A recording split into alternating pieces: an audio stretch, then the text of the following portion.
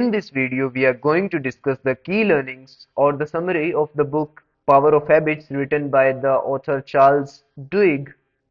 And as the name says, this book is based on the power of habits and some kind of special habits also that is termed as keystone habits, which we are going to discuss later in this video. So without any further delay, let's get started. So let's start with the most fundamental question. What are habits and how do they work, right? So see, habits are nothing but they are the saved program in our brain which saves the energy and efforts of our brain. यानी कि habits क्या होती है? Habits result होता है हमारे repetitive actions का, और हम जो रिपीटेटिव एक्शंस करते हैं वो एज अ प्रोग्राम सेव हो जाते हैं हमारे ब्रेन में, जो कि हेल्प करते हैं हमारे ब्रेन को उसकी एफर्ट्स और एनर्जी को बचाने में। जैसे कि हम जो काम रिपीटेटिवली करेंगे वो हमारी हैबिट्स बन जाएगा और हमें बार बार डिसाइड नहीं करना पड़ेगा उस चीज को लेकर, डिसीजंस नहीं बनाने पड़ेंगे जिससे हमारे ब्रेन को ज्यादा एफर्ट या फिर एनर्जी नहीं वेस्ट करनी होगी। और जब हम अपनी हैबिट्स को परफॉर्म कर रहे होते हैं, वो एक्शंस वो काम कर रहे होते हैं जो ऑलरेडी हमारी हैबिट में बने हुए हैं, उस टाइम हमारा ब्रेन एकदम रिलैक्स्ड मोड में होता है या फिर वो किसी और चीज पे फोकस कर रहा होता है, राइट? क्योंकि उसको वहां पे फोकस करने की जरूरत नहीं है, अपनी एनर्जी वेस्ट करने की जरूरत नहीं है। बट इस चीज में एक फ्लॉ भी है, राइट? इसमें एक कमी ये है कि हमारे ब्रेन को ये नहीं पता कि किस चीज को, किस हैबिट को पकड़ के रखना है और किस हैबिट को छोड़ना है। यानी उसके लिए क्या रखना ज्यादा सही होगा और क्या छोड़ना बेहतर होगा। हैबिट्स तब तक नहीं बदल सकती जब तक हम कॉन्शियसली उस चीज पे एक्ट ना करें, simply because of the neural pathways which are formed due to our repetitive actions. See, देखो, सिंपली होता क्या है कि हम जब भी कोई नई चीज, नई इंफॉर्मेशन जो आज से पहले हमने ना ही देखी है ना ही एक्सपीरियंस की है, हम जब कोई नई चीज सीखते हैं या देखते हैं, एक्सपीरियंस करते हैं, तो उसके लिए स्पेशल काइंड ऑफ, मतलब नए न्यूरॉन्स हमारे ब्रेन में बनते हैं, और उस इंफॉर्मेशन को, उस एक्सपीरियंस को फिर से later in the life access करने के लिए हमारा ब्रेन उन न्यूरॉन्स तक पहुंचने का एक पाथवे बनाता है जिसके थ्रू हम वहां तक पहुंच सकते हैं। हम जितनी बार कॉन्शियसली या अनकॉन्शियसली एफर्ट करेंगे, खुद से हम कोशिश करेंगे वापस से उस इंफॉर्मेशन को एक्सेस करने की, हम जितनी बार ये चीज प्रैक्टिस करेंगे उतनी बार हमें गुजरना होगा उन न्यूरल पाथवेज के थ्रू, जिससे कि वो और ज्यादा स्ट्रॉन्ग बनते जाएंगे। देखो, लेट्स टेक एन एग्जांपल। जैसे कि मैंने आज फर्स्ट टाइम सीखा कि जो दो मासेस होते हैं इस यूनिवर्स में, उन दोनों के बीच में अ काइंड ऑफ फोर्स लगता है जिसे हम ग्रेविटेशनल फोर्स कहते हैं, और जिसका फॉर्मूला है gm1m2 by r square, where r is the distance between those masses and m1 m2 are the mass of two bodies and g is the gravitational constant. तो मैंने आज ये सीखा कि कोई भी दो मासेस के बीच में जो फोर्स लग रहा होता है उसकी वैल्यू होती है gm1m2 by r square. अब सिंपल सी बात है, एक बार पढ़ लेने से, सीख लेने से मुझे वो चीज याद नहीं होगी, 2 दिन बाद मैं भूल जाऊंगा, 2 दिन बाद अगर वो याद रहेगी तो हो सकता है 2 महीने बाद भूल जाऊं या 2 साल बाद भूल जाऊं। तो अगर मुझे उस चीज को याद रखना है, अपने ब्रेन में परमानेंटली सेव करके रखना है, तो मुझे उस न्यूरल पाथवे को स्ट्रॉन्ग बनाना होगा, जो न्यूरल पाथवे, जो चैनल मुझे उस इंफॉर्मेशन तक लेके जा रहा है, जो हेल्प कर रहा है मुझे उस इंफॉर्मेशन को, उस पीस ऑफ एक्सपीरियंस को एक्सेस करने के लिए। और उसके लिए मुझे क्या करना होगा? कॉन्शियसली कॉन्शियसली मुझे वो चीज याद करने की कोशिश करनी होगी, जिससे मेरा ब्रेन उसे एक्सेस करने की कोशिश करेगा, और उस न्यूरल पाथवे का यूज बार बार होगा और वो और ज्यादा स्ट्रांग होगा। ऐसे ही हम कोई भी एक्शन रिपीटिटिवली करते हैं, तो उसके लिए जो वो न्यूरॉन्स बने होते हैं, वहां तक जाने का जो न्यूरल पाथवे है, कनेक्शन है, वो बार बार चीजें परफॉर्म करने से, एक्शंस रिपीट करने से वो और ज्यादा स्ट्रांग बनता जाता है। वो और ज्यादा स्ट्रांग हैबिट बन जाती है, और उसे तोड़ना या उस हैबिट को छोड़ना उतना ही ज्यादा मुश्किल हो जाता है। जो चीज हम जितनी बार रिपीट करेंगे, उसे छोड़ना उतना ही ज्यादा मुश्किल हो जाएगा, क्योंकि बेसिकली वो इतनी स्ट्रांग हैबिट बन जाएगी हमारी। वो न्यूरल पाथवे इतना ज्यादा स्ट्रांग हो जाएगा कि हमें बहुत मुश्किलों का सामना करना पड़ेगा उसे तोड़ने के लिए। बहुत मुश्किल हो जाएगा वो। इससे हम ये चीज सीख सकते हैं कि हम एज अ ब्लेसिंग भी यूज कर सकते हैं इस मैकेनिज्म को, हमारे ब्रेन के मैकेनिज्म को, और ये हमारे लिए एज अ कर्स भी काम कर सकता है। ये हम पे डिपेंड करता है कि हम इसे लाइक वरदान बनाएं या श्राप बनाएं।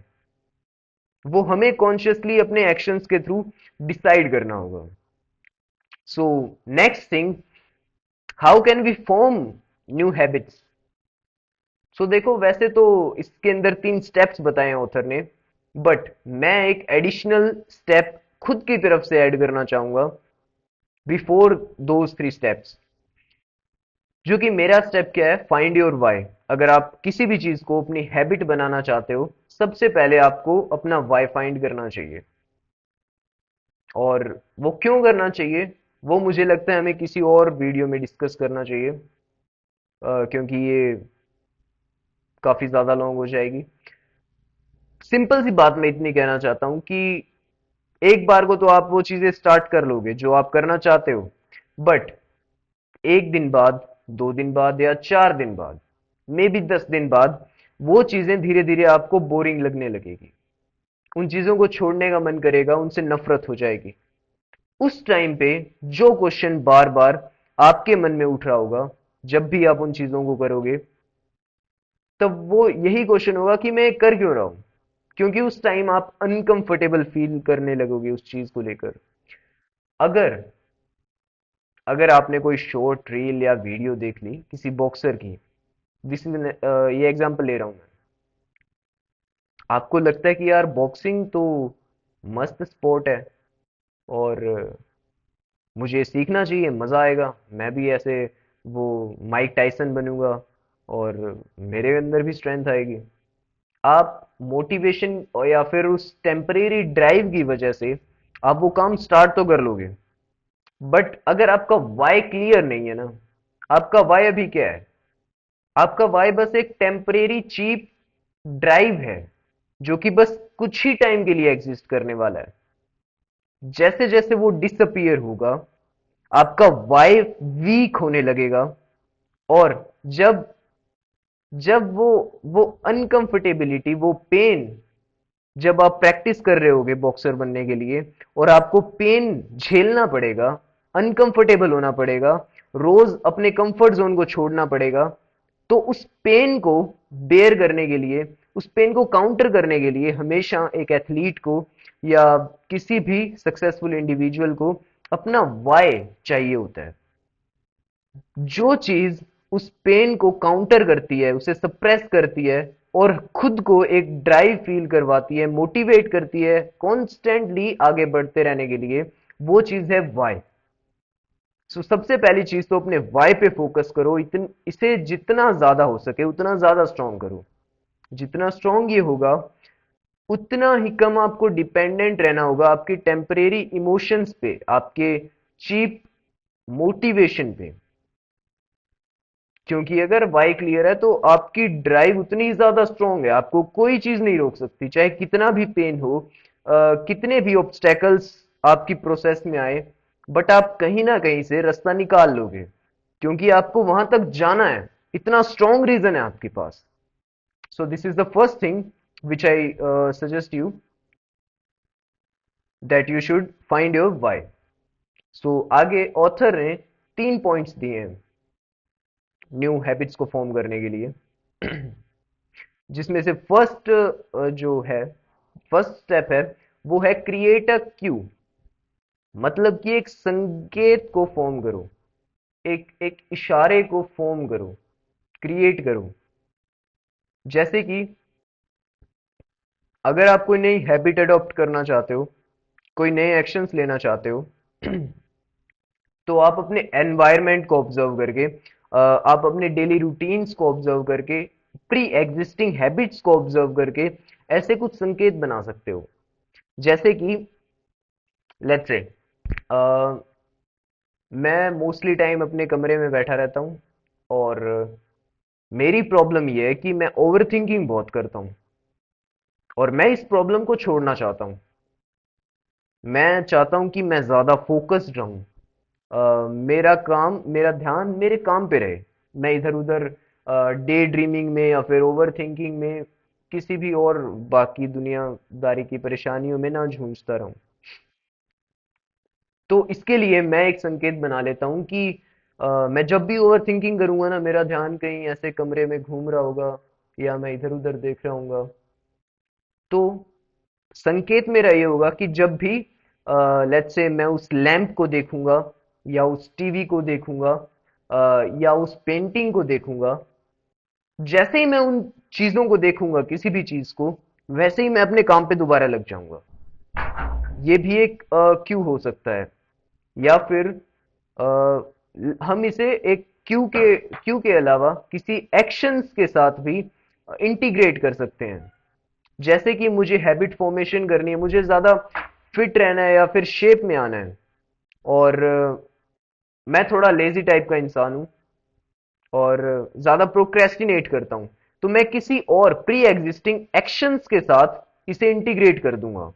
जैसे कि अगर हाँ मुझे शेप में आना है, तो मैं ये करूंगा कि कुछ भी हो जाए, जब भी मैं ब्रश करने जाऊंगा ना रोज सुबह, क्योंकि देखो ब्रश करना तो हम सबकी हैबिट है, मैंडेटरी है, रोज करना ही है, फिक्स है। तो मैं ऐसे काम को चूज करूंगा जो कि फिक्स है और हम रोज करते हैं, जैसे खाना खाना, ब्रश करना, वोट एवर, पानी पीना, जो भी है। तो मैं जब भी ब्रश करूंगा, ब्रश करने से पहले मैं 10 पुशअप्स करूंगा, या फिर खाना खाने से पहले मैं 15 सिटअप्स करूंगा, उसके बाद ही मैं खुद को अलाउ करूंगा खाना खाने के लिए। या फिर सोने से पहले मैं 2 बार पीरियोडिक टेबल रिवाइज करूंगा, या XYZ फॉर्मूलाज रिवाइज करूंगा, या जो भी आप हैबिट्स नई अपने स्केड्यूल में डालना चाहते हो, मिनिमल एफर्ट्स के साथ, तो आप ये चीजें कर सकते हो जिससे कि आपको ज्यादा एफर्ट्स लगाने की जरूरत नहीं होगी।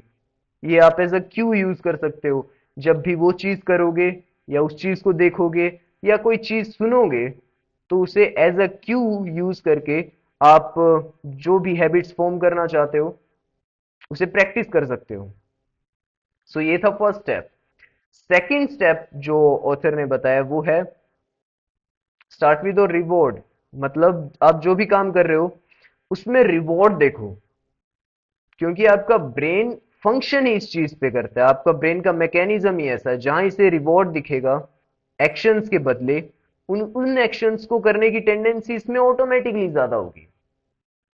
अगर मुझे पता है कि पुशअप करने से मेरे bicep, tricep, overall arms, chest, upper body train होगी, मैं ज़्यादा अट्रैक्टिव लगूंगा, मैं किसी को भी अट्रैक्ट कर पाऊंगा, मतलब मैं नहीं, कोई भी, या इसके XYZ फायदे हैं, मैं हमेशा फिट रहूंगा, शेप में रहूंगा, ये होगा वो होगा, जो भी है, जितने ज्यादा मैं इसके फायदे के बारे में सोचूंगा, मैं उतना ही ज्यादा मेंटली प्रिपेयर हो जाऊंगा, मैं एक्साइटेड हो जाऊंगा इस काम को करने के लिए, मेरे अंदर वो ड्राइव ऑटोमेटिकली आएगी, उन रिवॉर्ड्स को ध्यान में रखते हुए। तो ऑथर ने कहा है कि रिवॉर्ड्स को डेवलप करो, या तो वो उस चीज से मिल रहे हैं तो, मतलब ऑटोमेटिकली अगर मिल रहे हैं, जैसे कि एक्सरसाइज से मिलते हैं, तो आप बस उसके बारे में जानो, और बार बार कॉन्स्टेंटली खुद को याद दिलाओ जब भी वो काम करने का अगर मन ना करे, तो उस रिवॉर्ड के बारे में सोचो कि हाँ, अगर मैंने ये काम कर लिया तो मुझे ये रिवॉर्ड्स मिलेंगे, मैं इतना ज्यादा अच्छा हो जाऊंगा, बेहतर हो जाऊंगा, मेरे में ये इम्प्रूवमेंट होगी, राइट। और अगर उससे ये चीजें नहीं मिल रही, जैसे कि अगर मुझे 2 घंटे पढ़ना है अभी और सीधे सीधे कोई रिवॉर्ड नहीं दिख रहा, तो मैं खुद से जनरेट कर सकता हूँ। वैसे तो इसके रिवॉर्ड होंगे कि मैं अच्छे मार्क्स लाऊंगा या अच्छा कॉलेज मिलेगा या किसी को इम्प्रेस कर पाऊंगा, टीचर या पेरेंट की बात कर रहा हूँ। तो वैसे तो अगर पर किसी चीज में आपको रिवॉर्ड्स ना दिखे, तो आप खुद से दे सकते हो। जैसे कि अगर मैंने ये एक्स काम कर लिया, तो मैं खुद को एज अ ट्रीट ये चीज रिवॉर्ड की तरह दूंगा। कोई भी खाना हो सकता है, या हो सकता है मैं 10 मिनट के लिए कोई पर्टिकुलर वीडियो देखूंगा जो कि मुझे और ज्यादा इंप्रूव करे, ना कि मेरी एनर्जी को वेस्ट करे। जो चीज मुझे इंप्रूव करे वैसी कोई इंटरेस्टिंग चीज करूंगा मैं। तो ये सेकंड स्टेप है। थर्ड स्टेप है, जो कि काफी पावरफुल भी है। उन्होंने कहा है कि अपने एक्शंस को, उन हैबिट्स को किसी क्रेविंग के साथ में जोड़ दो। मतलब आपको अगर क्रेविंग हो रही है किसी चीज को करने के लिए, तो ऑलमोस्ट वो आपकी हैबिट बन ही जाएगी। जैसे कि जो आपकी प्री एग्जिस्टिंग हैबिट्स है, अगर वो आप ना करो, वो एक्शंस, वो हैबिट्स आप प्रैक्टिस ना करो, वो काम अगर आप ना करो, तो आपका ब्रेन ऑटोमेटिकली क्रेव करने लगेगा उस चीज को लेकर। आपके ब्रेन में क्रेविंग होगी। अगर आपने खुद को आदत डाल रखी है रोज लेट्स से एक आइसक्रीम खाने की, शाम को 6 बजे मैं रोज आइसक्रीम खाता हूँ, एक दिन अगर मैंने नहीं खाई तो उस टाइम पे मुझे क्रेविंग होगी। वो क्रेविंग अगर आप किसी पॉजिटिव चीज को लेकर, अच्छी हैबिट को लेकर डेवलप कर पाओ, तो आपके लिए हैबिट फॉर्मेशन चुटकियों का काम है, और वो आप किसी भी चीज को लेकर कर सकते हो। ऑलराइट। तो ये 3 स्टेप्स बताएं ऑथर ने किसी भी हैबिट फॉर्मेशन को लेकर। और ऑथर ने ये भी कहा है कि देखो, कोई भी जो हैबिट है, pre existing habit, pre existing neurons, वो डिस्ट्रॉय नहीं किए जा सकते। अगर मेरी जो हैबिट्स, पुरानी हैबिट्स बहुत ही गलत है, नेगेटिव है, पॉजिटिव है, जैसी भी है, मैं अगर खुद को ट्रांसफॉर्म करना चाहता हूं, नई हैबिट्स बनाना चाहता हूं, तो वो हैबिट्स डिस्ट्रॉय नहीं होती, वो न्यूरॉन्स कभी डिस्ट्रॉय नहीं होते। बस उन न्यूरॉन्स को एक्सेस करने का, उन न्यूरॉन्स के अंदर की इंफॉर्मेशन, एक्सपीरियंस को, उस फील को, बेसिकली इंफॉर्मेशन कह सकते हैं, उसे एक्सेस करने का जो न्यूरल पाथवे है, न्यूरल कनेक्शन है, मैं सिर्फ उसे वीक कर सकता हूं, मैं उसे ब्रेक कर सकता हूं,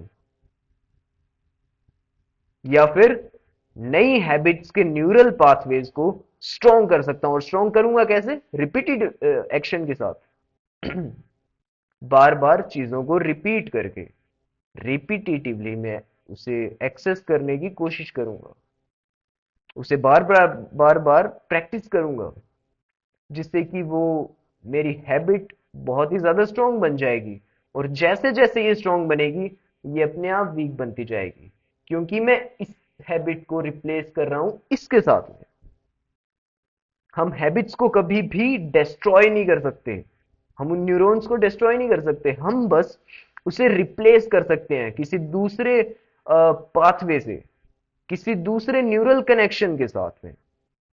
तो हमें इस चीज पे फोकस करना चाहिए।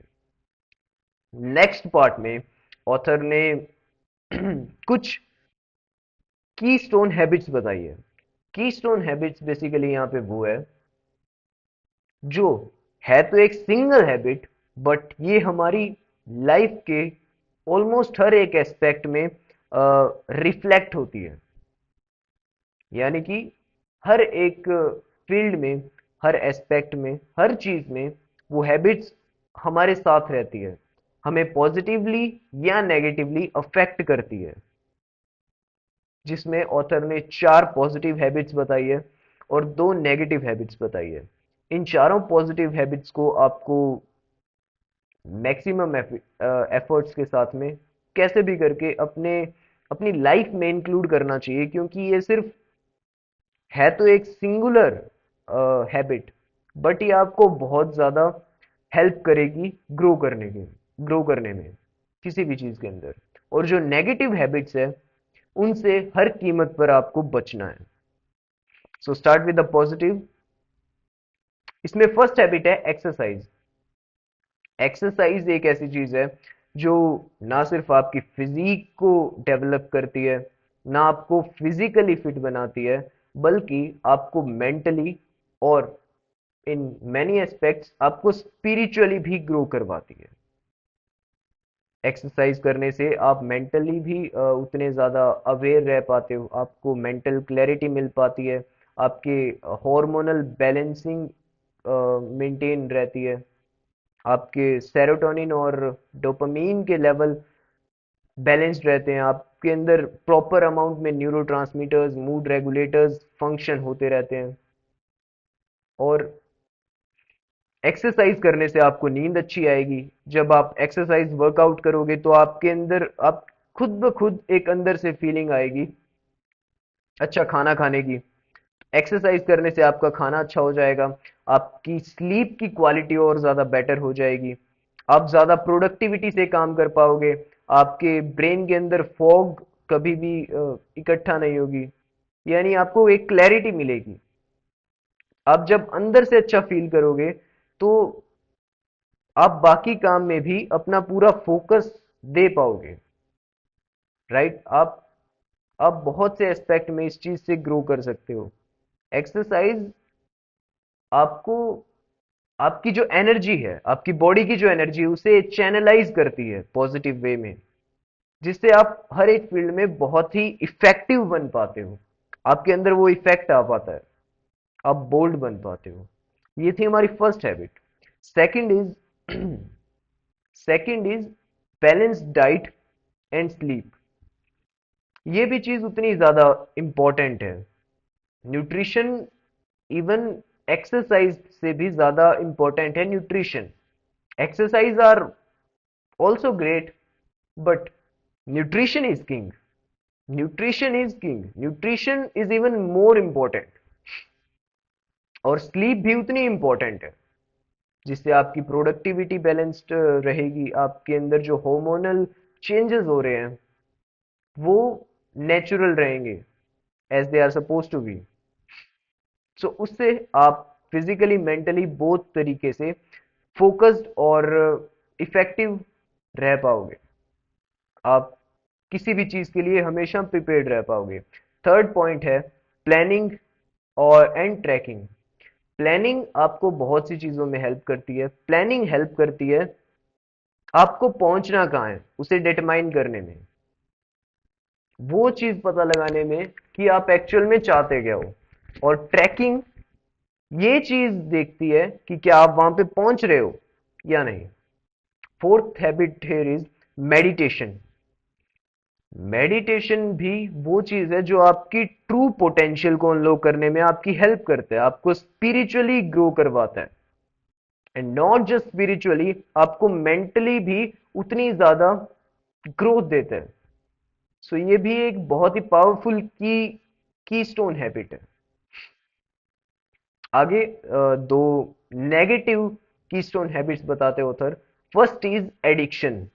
किसी भी चीज का एडिक्शन, किसी भी तरह का एडिक्शन, चाहे वो बेसिक जंक फूड का एडिक्शन हो, पॉर्न मास्टरबेशन जैसी चीजों का एडिक्शन हो, किसी भी चीप प्लेजर्स का एडिक्शन हो, ड्रग्स का एडिक्शन हो, वीडियो गेम्स का एडिक्शन हो, social media Instagram Facebook WhatsApp इन सब चीजों का एडिक्शन हो, एडिक्शन हमेशा आपको खराब करेगा।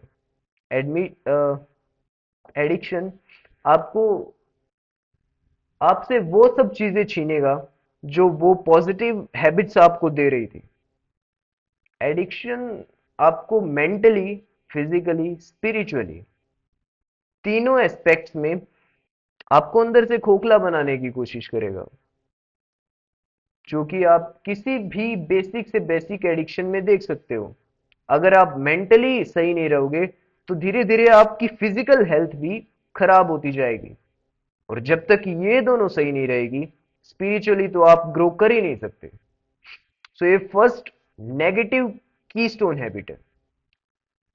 सेकंड कीस्टोन नेगेटिव हैबिट वो जो बताते हैं ऑथर, वो है बैड कंपनी। हमारी कंपनी डिसाइड करना हमारे हाथ में होता है, हम कैसे लोगों से सराउंडेड रहते हैं, हमारे फ्रेंड्स किस तरीके के हैं।